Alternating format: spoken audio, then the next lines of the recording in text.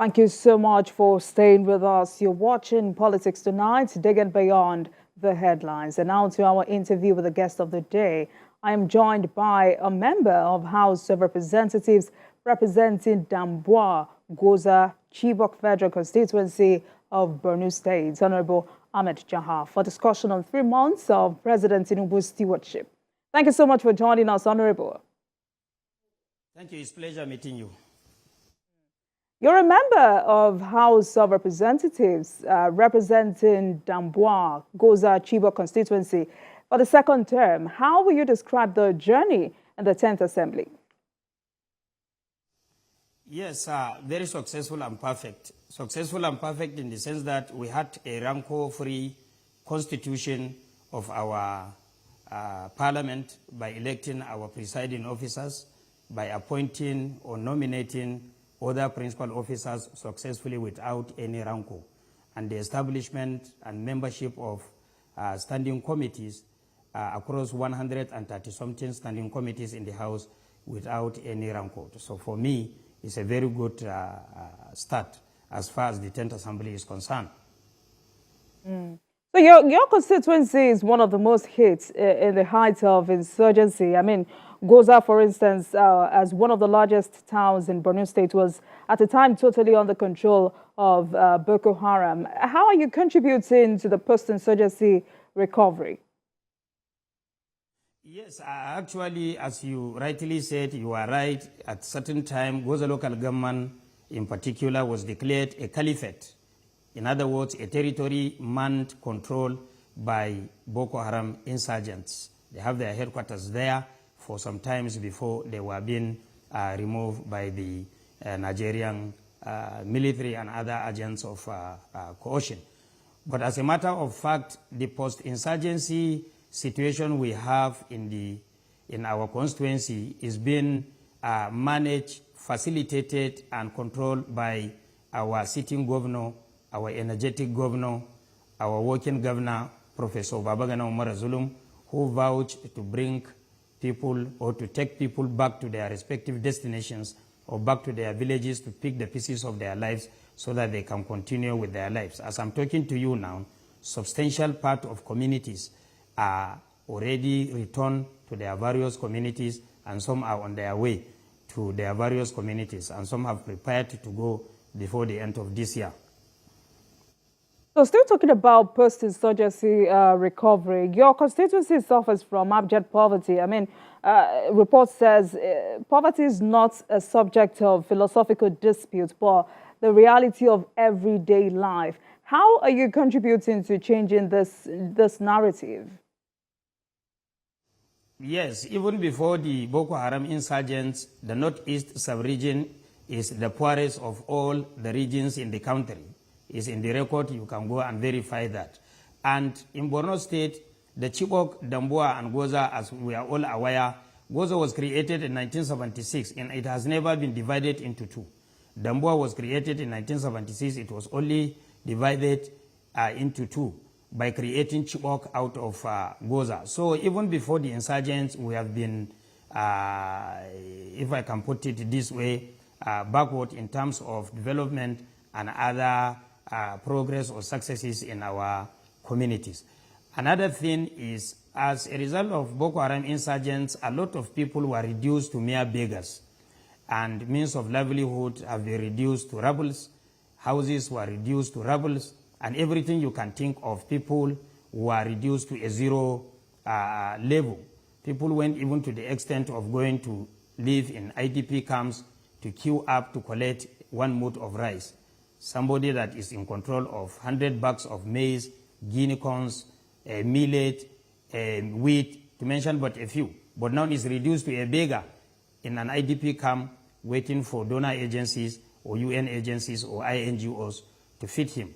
So this is to tell you that we are in a serious mess and we need attention of the whole world, not only Nigeria in particular.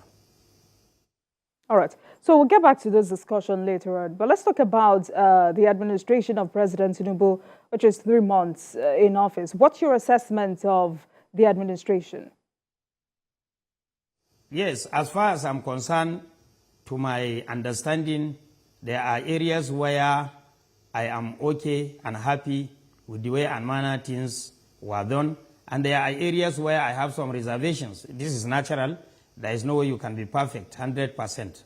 As a matter of fact, the way and manner the President presented his cabinet to the National Assembly for confirmation is timely in the sense that complying with the provisions of the law that compelled the sitting President to submit the members of the cabinet in less than 60 days, which he did, which we are happy with that. And if you look at the combination and the political, regional, and ethnic balances that exist in the list of the members of the Federal Executive Council, I think we are good to go. And from all indication, the government is very serious. And from all indication, it's not going to be business as usual. Borrowing from the words of Professor, the former executive governor of Lagos State, Fashola, he said Tinubu is a kind of person that can choose the best hands or the best players to play as a team manager, but he will equally play along with them while they are playing. In other words, it's not going to be business as usual where you selected the best hands and you allow them to take a decision or you allow them to do whatever they feel like doing without closely marking what they are doing. So I think we are good to go. And the way and manner the appointment was regionally balanced or religiously balanced, or if I can even say politically balanced, I think the people that advise him to do this ministerial list have observed what are the peculiarities of every region in the country. For instance, in the northern part of this country, our problem is insecurity, and everybody is aware without security, there is no way we can have economic improvement in the north because major occupation in the north is farming. In other words, a substantial number of people living in northern part of the country are farmers, and if there is no security, there is no way you can go to farm. So in his own wisdom, he decided to give all the security structures, if I can put it this way, all security-related appointments are given to the northerners. In other words, we have our future security to make Omar.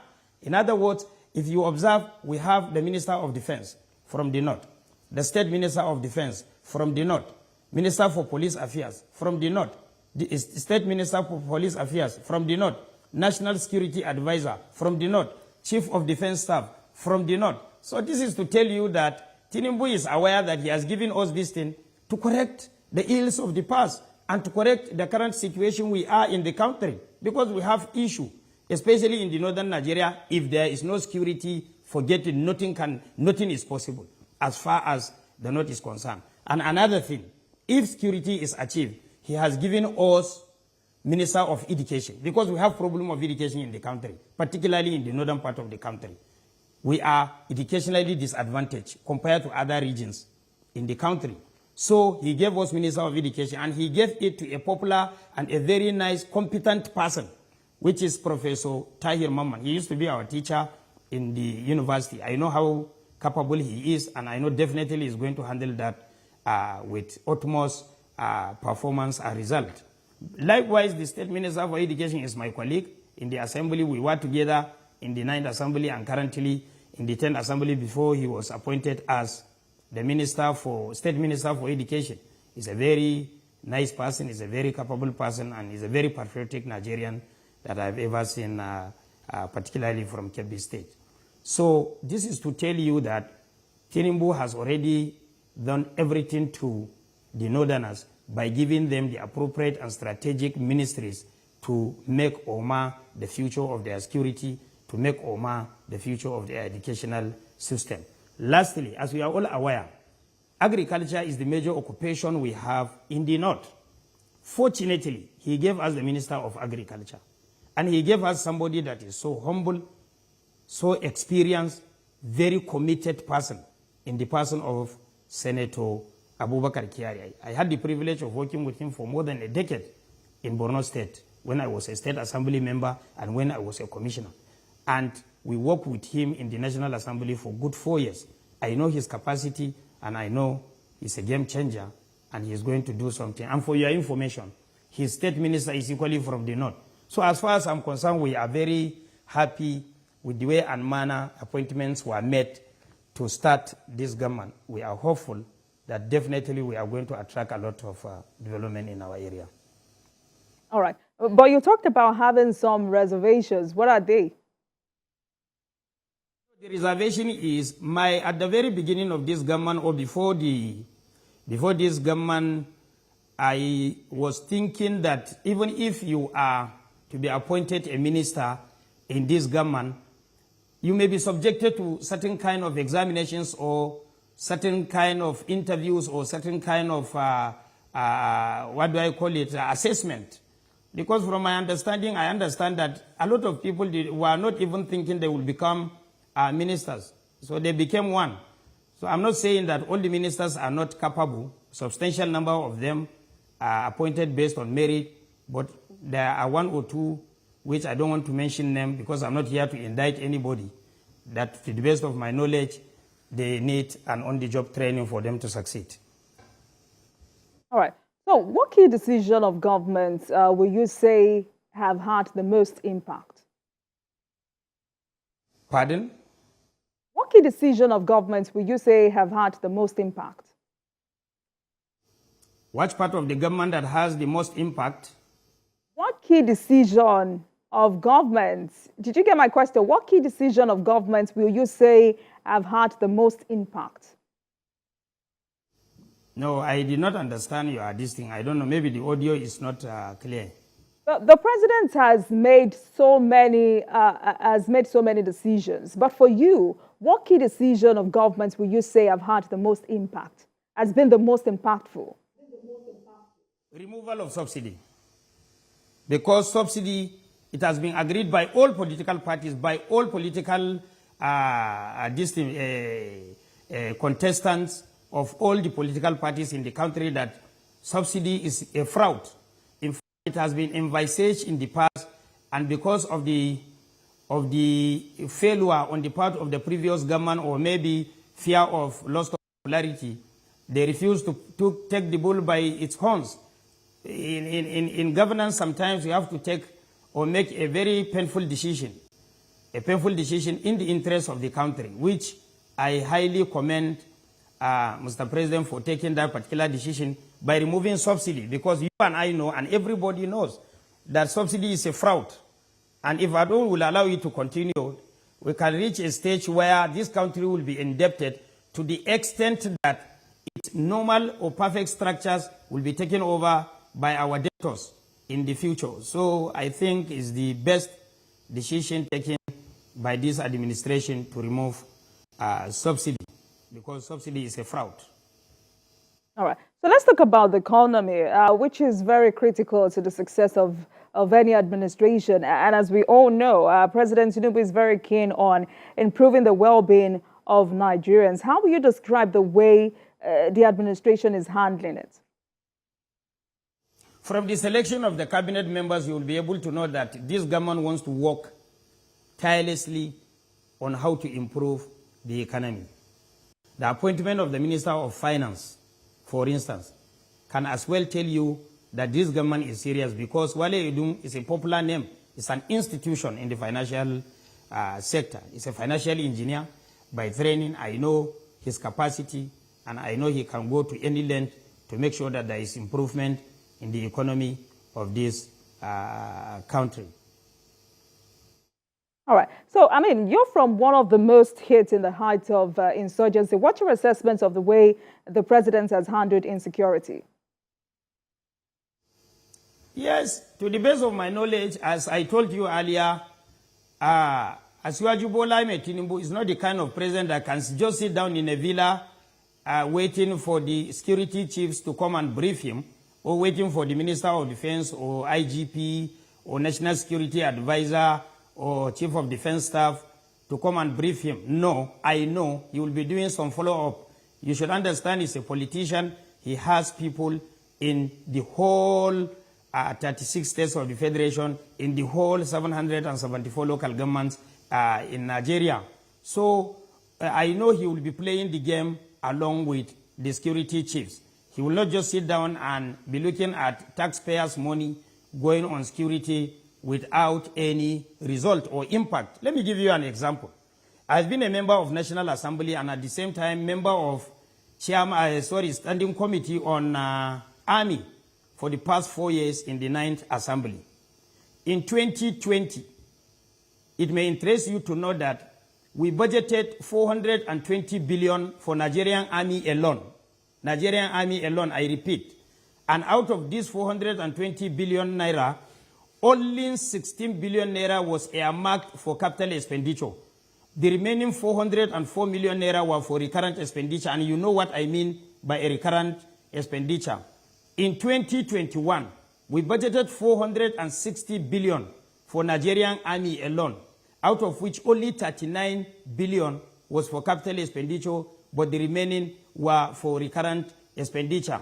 In 2022, we budgeted 571 billion naira, out of which less than 50 billion was for capital expenditure, the remaining were for recurrent expenditure. So what I'm trying to say in a nutshell is that if monies like this can be expanded on security alone, and army in particular, there is no way you can end the insecurity if you are not closely marking or supervising the expenditure process on one hand, and at the same time to make sure that these security men were given target to finish this issue of insecurity. Because it's just like a medical doctor, if he puts aside professionalism and you presented a patient, as a patient relative, you said you don't have enough time to come closer to the patient and take care of the patient. But you promise the medical doctor or the hospital that you will be giving them 100,000 naira on monthly basis until when the patient recovers or otherwise.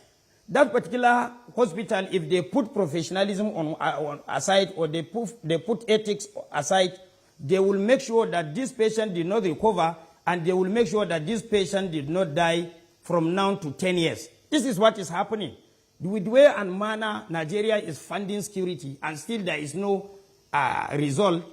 The insecurity keep on escalating. The only thing, it will leave location A today, move to location B, move to location C, and location D.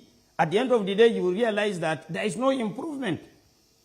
I understand at the beginning of 2015, more than 22 local governments in my state were under the occupation of Boko Haram. But they were later on recovered to the headquarters of this local government. But before you realize what is happening, the insecurity shifted from the northeast to the north central and to the northwest. So what I'm trying to say in a nutshell, as we are patching one side, the other side is losing. So what I'm trying to say is, Tinubu is not going to allow them to be doing this thing, I believe. I know he's going to be monitoring them. All right, Honorable Jaha, let's talk about Borno State, basically because the state used to be the epicenter of insurgency. I would like you to give us an overview of the security situation there. Basically also because, I remember you said you were ready to give up your life for peace in the Northeast. How is the situation of things there now? No, actually, I have to confess, there is a remarkable improvement. In other words, at the very beginning, when I was shouting in plenary about insecurity, there were series of explosions, there were series of attack of villages, there were series of attack of marketplaces and worship centers. But now it has reduced drastically. As I'm talking to you, when I was shouting, they succeeded in only recovering the local government headquarters. For instance, let me give you an example. In Goza, I have 13 political wards. You can only have access to 4 political wards. But now, His Excellency, the Executive Governor, has contributed in repatriating people from IDP camps to Kirawa community, to Ngoshe community, to Isge community, to Warabe community, and other communities. So there is an improvement actually. I cannot say it's just like before. There is a remarkable improvement, but the most important thing is we want a situation whereby a life is very important. Each life is very important to the nation. And I'm still praying for the recovery of 87 not yet recovered Chibok girls. So is it safe to say no more local governments under the control of Boko Haram? As Borno State is concerned, to the best of my knowledge, there is no single local government that is under the control of Boko Haram. Because if a local government headquarters is still under the control of Boko Haram, we will think or assume that that particular local government structurally or politically is under the occupation of Boko Haram.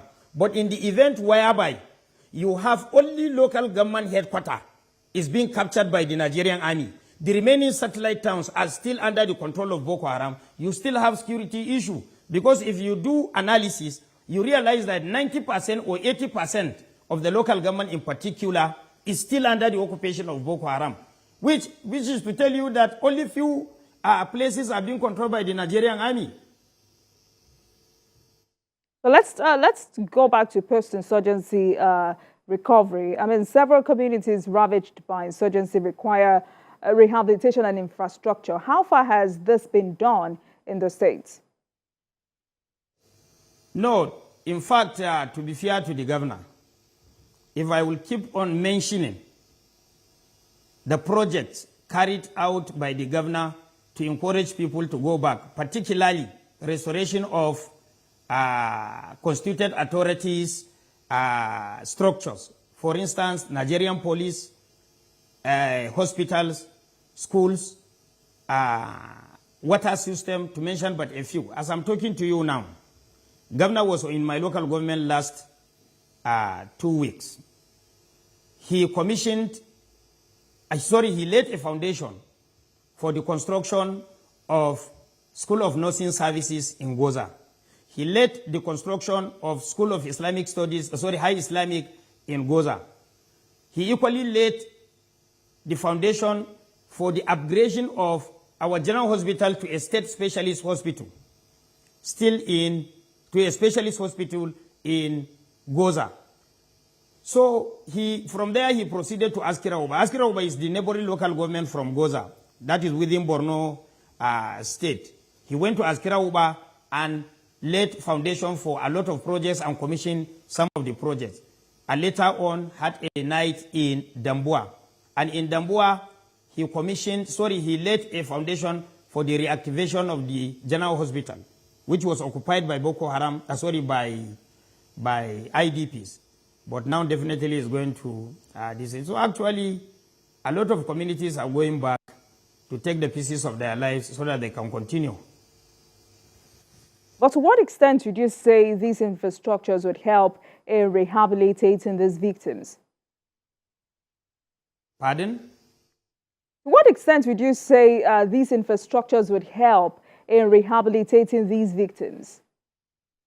Yes, first, it's going to give you confidence to go back home, because you are in IDP camp for more than a decade. And now, police station is returned. All the constituted authority are returned. So the best thing is for you to have the confidence to go back home first. And on going back home, you are going to rebuild your house with the help of government. And this government, as I'm talking to you, built so many houses for the IDPs, particularly those houses that have been destroyed by Boko Haram. So if people can go back and claim their houses and continue their life, and they will be close to their farms, because the major occupation is farming. So they will be close to their farms, and there is no place better than home.